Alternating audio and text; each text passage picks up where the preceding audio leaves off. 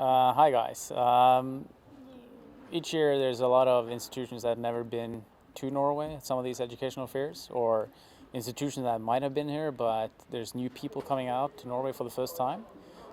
So we put together this introductory video to just give you a little bit of an understanding of what to expect when to come to Norway for something like this. So at an event like this, you'll meet us at a kind of a conjoint stand with a lot of other institutions. So each institution will have their own dedicated table. And it's important to kind of drape your table to show the students where you're from and what institution you're representing. So in order to do that, we always recommend that you bring along a tablecloth with your university logo on it, giving a clear picture of who you are and where you're from. In addition to that, we do recommend that you put together sort of like a small table banner, something like that, that preferably tells the students what kind of studies you have and perhaps some more details about the location. A lot of institutions are well known within the educational industry, but they might not be that well known for students. So even though you think that students might know who you are, there's a pretty good chance that they actually don't. So make sure that you take caution to that and try to present a picture of who you are and where you're from.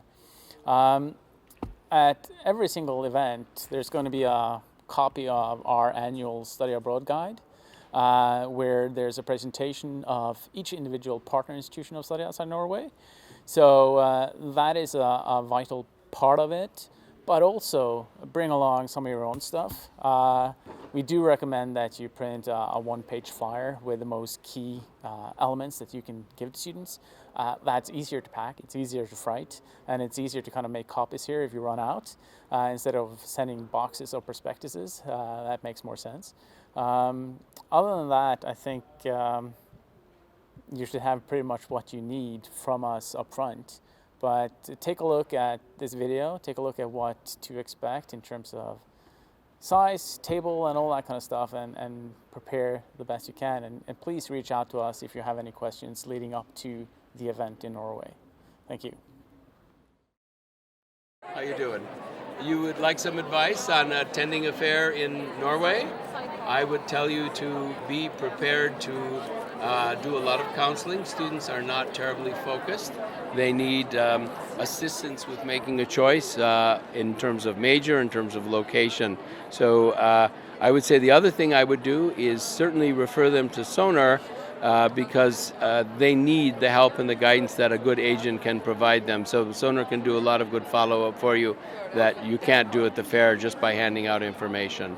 And those are basically my inside tips. My name is Virginia Irwin and I work for the University of Bath in the UK.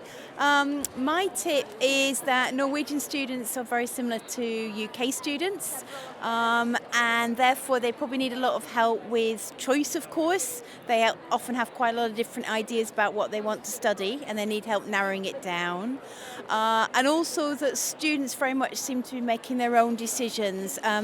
Parents aren't as involved perhaps as they would be in some markets.